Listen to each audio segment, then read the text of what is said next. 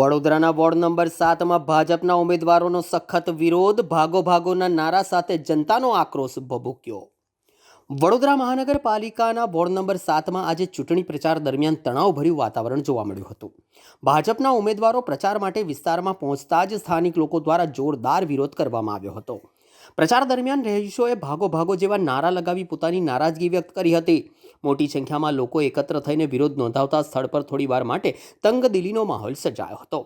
વિસ્તારની મૂળભૂત સમસ્યાઓ જેમ કે રોડ, રસ્તા, પાણી અને સફાઈ જેવા મુદ્દાઓ લાંબા સમયથી બાકી છે, જેના કારણે લોકોમાં અસંતોષ જોવા મળી રહ્યો છે.